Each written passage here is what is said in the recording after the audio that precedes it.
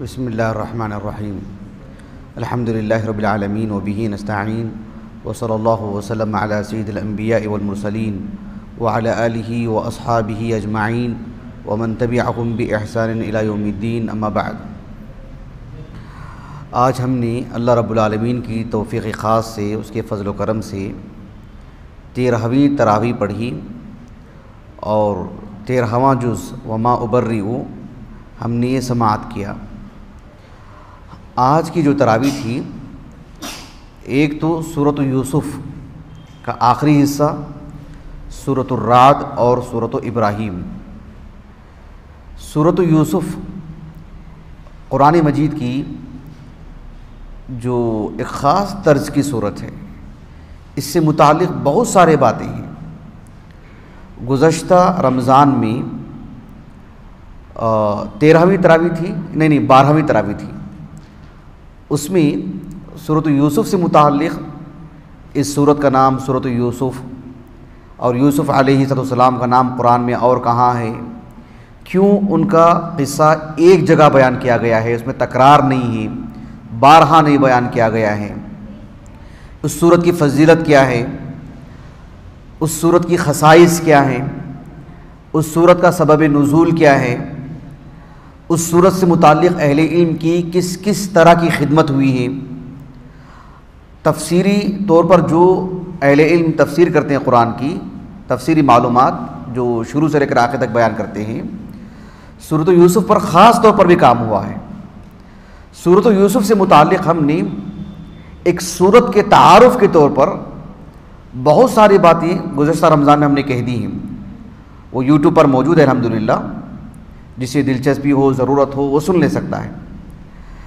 آج کی نشست میں اسی سورت سے ایک خاص بات جو ہماری زندگی سے پل پل تعلق رکھنے والی بات ہے، وہ میں آپ کو بتاؤں گا انشاءاللہ۔ یوسف علیہ السلام کا قصہ، سورۃ یوسف 2 پاروں پر منقسم ہے، وما من دابہ 12ویں پارے میں بھی اور 13ویں پارے میں بھی۔ آج کی جو تراویح تھی اس میں آپ دیکھو یوسف علیہ السلام کا جو قصہ ہے بچپن سے، آغاز سے، اب میں آپ کو وہ تفصیل تو نہیں بتاؤں گا، نہ اس کی ضرورت ہے، بس ایک ربط کے لیے کہ یوسف علیہ السلام کی زندگی اپنے گھر سے نکل کر کے کنویں سے پھر نکالے گئے، عزیز مصر کے پاس فروخت کیے گئے، وہاں سے ایک حادثے کے تحت قید خانے گئے، پھر اللہ رب العالمین نے آپ کو مصر کا فرمان روا بنا دی۔ وہاں کا جو کافر بادشاہ تھا اس نے خواب دیکھا تھا، اس خواب کی تعبیر کے نتیجے میں یوسف علیہ السلام کو اللہ رب العالمین نے 2 بڑی بڑی راحتیں عطا فرمائیں۔ ایک راحت دی آپ کو، ایک اعزاز بخشا آپ کو کہ آپ پر جو زندگی میں ایک داغ لگا تھا، دھبا لگا تھا، آپ پر جو ایک تہمت لگی تھی، اللہ نے اسے بری کیا آپ کو اس خواب کے نتیجے میں، اور پھر آپ کو مصر کا فرمان روا بھی اللہ نے بنا دیے۔ ہم جانتے ہیں کہ 7 سال تک بارشیں ہوتی رہیں، پھر 7 سال قحط سالی کے ایام تھے۔ جانتے ہیں ہم یوسف علیہ السلام کو اللہ رب العالمین نے صرف خواب کی تعبیر کا علم نہیں دیا تھا کہ بادشاہ نے کیا خواب دیکھا ہے اور اس کی تعبیر کیا ہوگی، صرف اتنا ہی نہیں کہ میں نے تو تعبیر بتا دی ہے، اب دیکھو کیسے آپ حل کرتے ہیں، حل کر لو، نہیں، اس کا بھی علم اللہ نے آپ کو عطا کیا۔ خواب کی تعبیر ہی بتا کر کے نہیں نکلے نا آپ نے 7 سال جو بارش ہوئی تھی، آپ نے غلہ یکجا کیا، اسے کیسے محفوظ کرتے ہیں فطری طور پر ویسے محفوظ کیا آپ نے، اللہ نے وہ علم عطا کیا آپ کو۔ اب ذرا تصور کیجئے، یہ جو ادارہ ہے جامعہ محمدیہ، اس میں جو طلبہ پڑھ رہے ہیں، طالبات پڑھ رہے ہیں، اگر کوئی ایک ذمہ دار بنا دے اور کہے کہ بھائی 1 مہینے تک آپ ان میں کوئی چیز تقسیم کریں، کتنی مطلب مشقت والا کام ہے نا، کتنا مشقت والا کام ہے، کتنی پریشانی کی بات ہے بھی 1 مہینے تک ہر فرد کو کتنی ضرورت ہے آپ اتنا دیں۔ 7 سال تک پورے مصر کو سنبھالا، ہر گھر کو کتنا اناج دینا چاہیے اس حساب سے آپ فراہم کرتے رہے۔ آسان بات ہے یہ، معمولی بات نہیں ہے، سبحان اللہ۔ لیکن مجھے جو بات بتانی ہے آپ کو آج کی نشست میں ہوئی کہ جب 7 سال تک آپ اناج برابر دیتے رہے تو اس کا ایک نظام تھا کہ گھر کے جتنے افراد ہیں وہ سب آنا، سب کی حاضری ہو، اور پھر سب کے نام پر اناج دیا جائے گا، سوائے وہ جو معذور افراد ہیں، بزرگ افراد ہیں، خواتین ہیں، وہ اپنے گھروں میں رہیں گے، شیرخوار بچے ہیں وہ اپنے گھروں میں رہیں گے، لیکن جو آ سکتے ہیں وہ آئیں، آ کر کے اپنی حاضری دیں اور اپنا اناج لے کر کے جائیں۔ یہ ایک نظام کا ایک حصہ تھا۔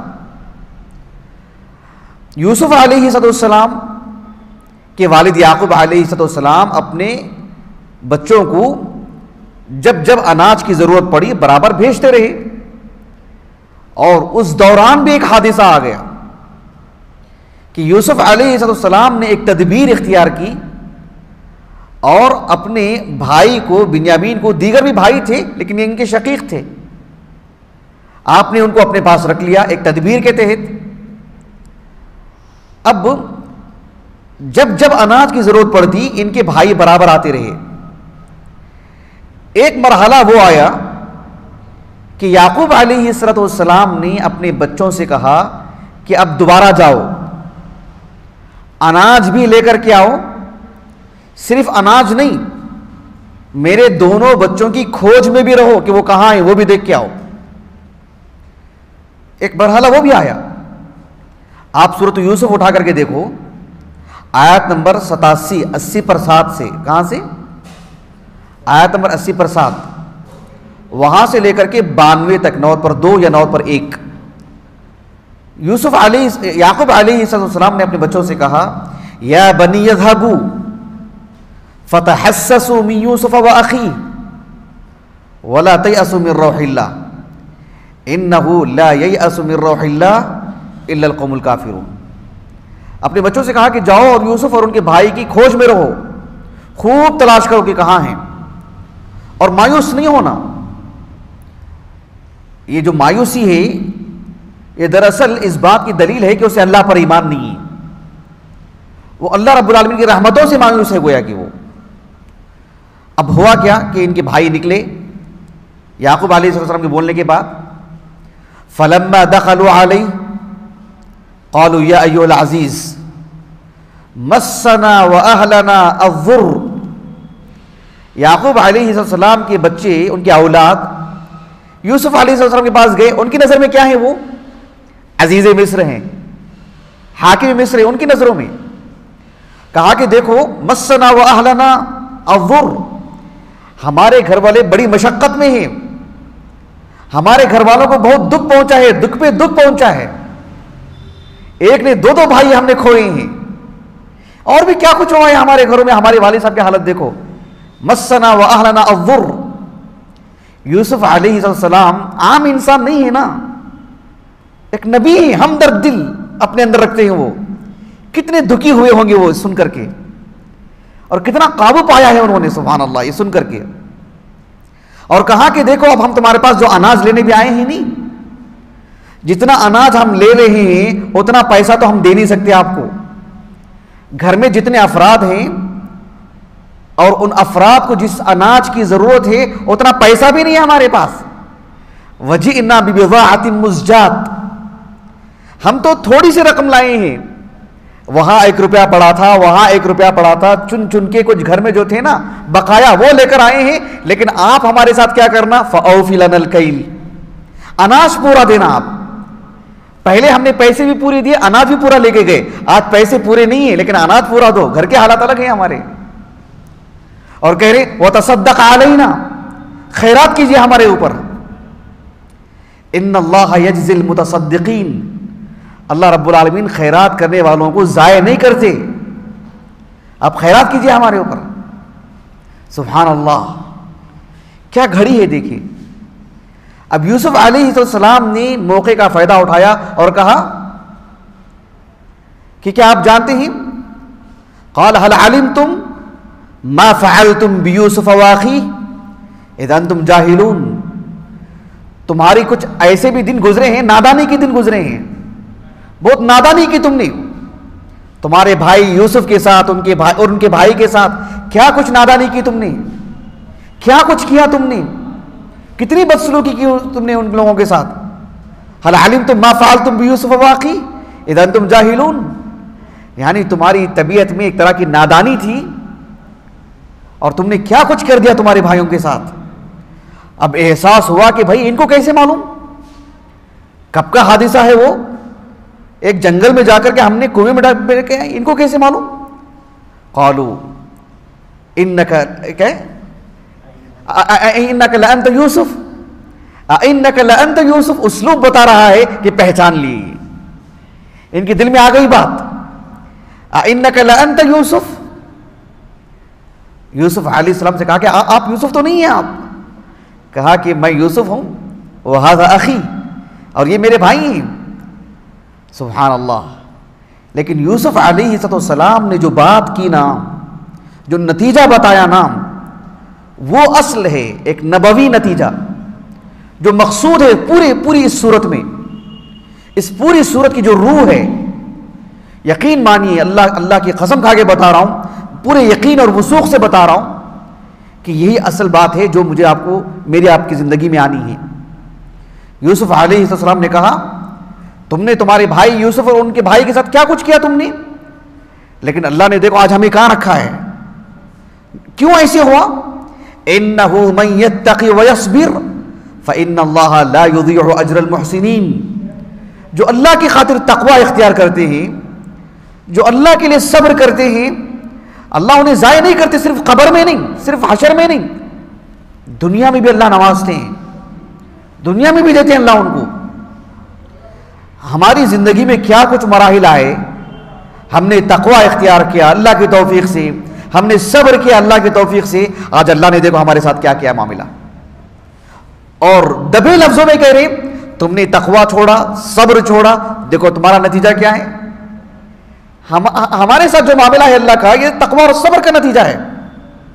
آپ کیا سمجھتے ہیں کسی کے ساتھ ظلم کریں گے، کسی کو دبائیں گے اور عرصے تک ستاتے رہیں گے، وہ مظلوم ہی رہے گا، اس کو کوئی بھی کچھ بھی بولتا رہے گا. اللہ کے خاطر تقوی اختیار کریں گے، اللہ کے خاطر صبر کریں گے، اللہ تعالیٰ اس تقوی اور صبر کی قدر کریں گے. اس میں باتیں بہت ہی، کیوں؟ یہ اللہ کا کلام ہے.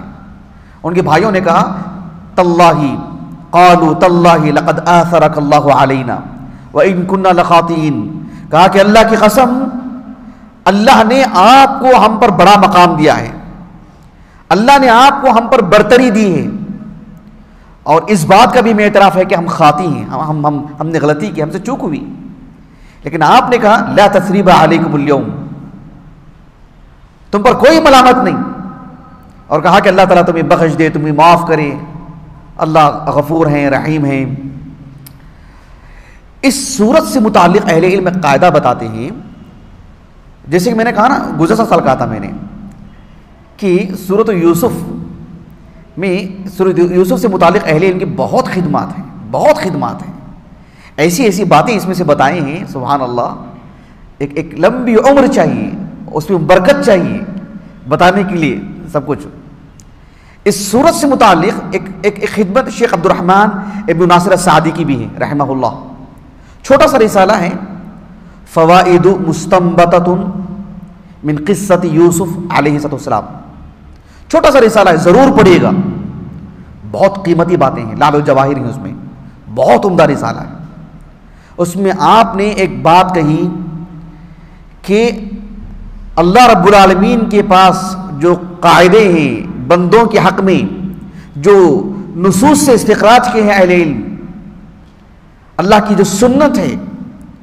شیخ عبد الرحمن بن ناصر السعدی رحمہ اللہ نے کہا کہ العبرۃ فی حال العبد بکمال النہایہ لا بنقص البدایہ. کتنی بڑی بات ہے، کتنی بڑی بات ہے کہ اعتبار کس کا ہوگا بندے کے تعلق سے؟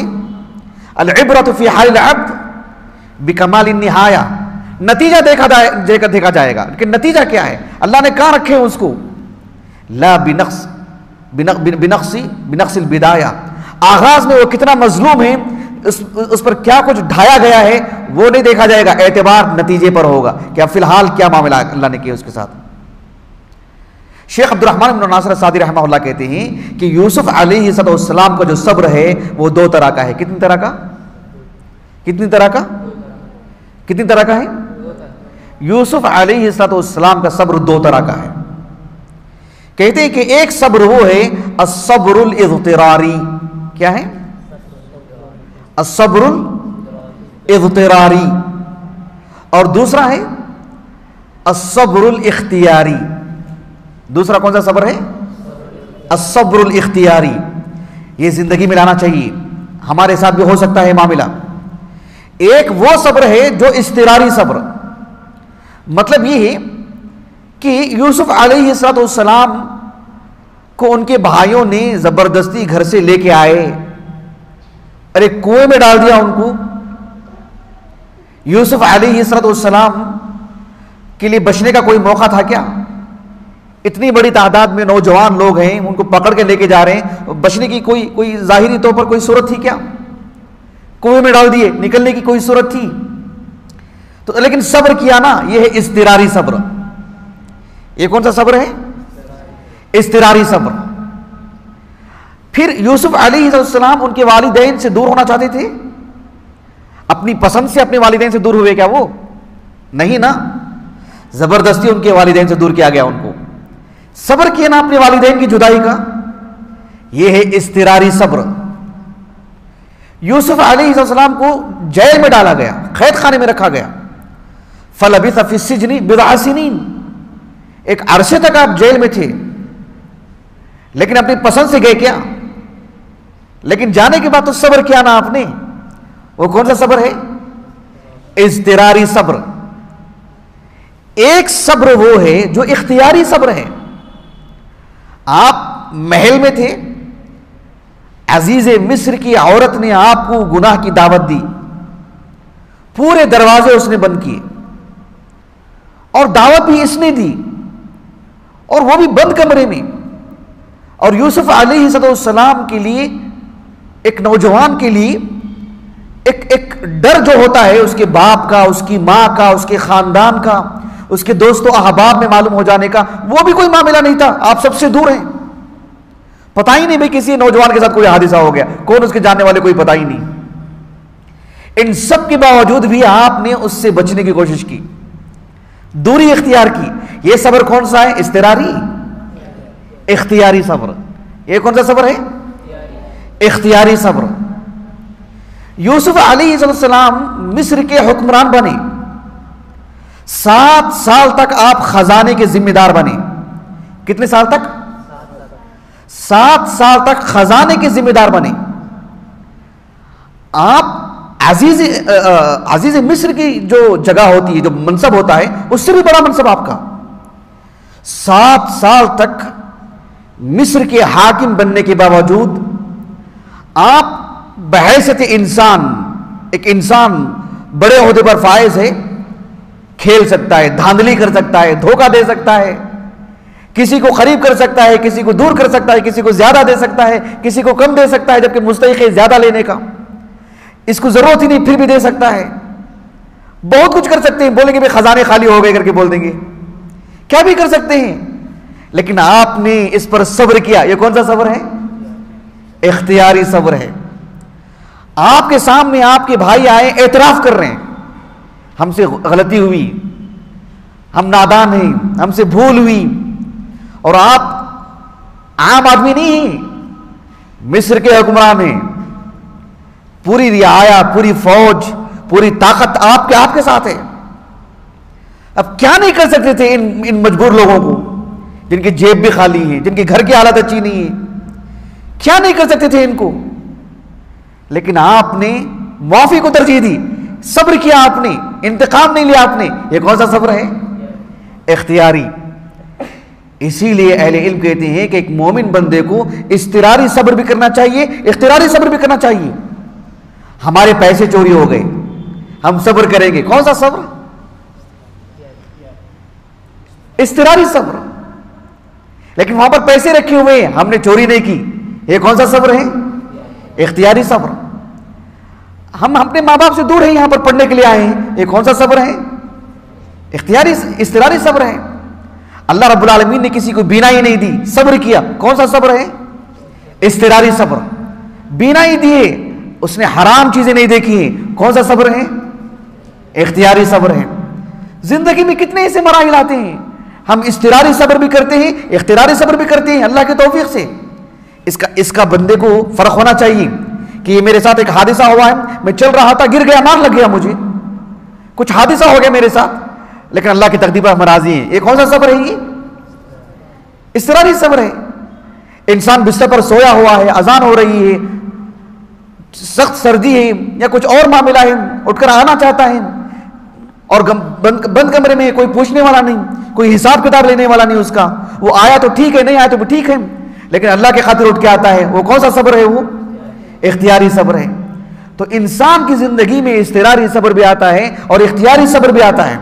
یہ دونوں صبر اسی اختیار کرنا چاہیے اللہ کے خاطر. تو پھر اللہ رب العالمین کے صبر کو ضائع نہیں کرتے. انہ من یتقی ویصبر فان اللہ لا یضیع اجر المحسنین. یہ یوسف علیہ السلام کے لیے خاص ہے؟ ان کے بھائی کے لیے خاص ہے؟ بالکل بھی نہیں. یہ اللہ نے اس قصے کو سنا کر کے جو فی الحال ہم دنیا میں زندہ ہیں، یہ ہم میرے اور آپ کے لیے. انہ من یتقی ویصبر فان اللہ لا یضیع اجر المحسنین. اللہ تعالیٰ دیکھیے اللہ کا کلام ہے، اس میں 50 باتیں آتی رہتی ہیں، ہم پڑھتے ہیں، مطالعہ کر کے آتے ہیں، اس میں بھی ہم کو صبر کرنا پڑتا ہے. وہ کون سا صبر ہے؟ اختیاری صبر، کہ بھی کون سا بتائیں، کون سا نقطہ نہ بتائیں، کیا کریں. اور اضطراری صبر بھی ہے، اسی وقت میں ہم ساری باتیں بتا نہیں سکتے، اتنی باتیں بول کے نکلنا پڑتا ہے. یہ اضطراری صبر ہے ہمارا، جو درس دینے والے کا ہے، تو ہم ساری باتیں آپ کو بتا ہی نہیں سکتے. ہاں تو اللہ سبحانہ و تعالی حمیم اللہ کی خاطر ہر دو طرح کا جو صبر ہے اسے اختیار کرنے کے اللہ ہمیں توفیق عطا فرمائے. اللہ ہمیں سعادت مند انسان بنائے. اللہ رب العالمین اپنی بندگی میں ہمیں رکھے. سبحانک اللہم و بحمدک اشہد ان لا الہ الا انت استغفرک و اتوب الیک.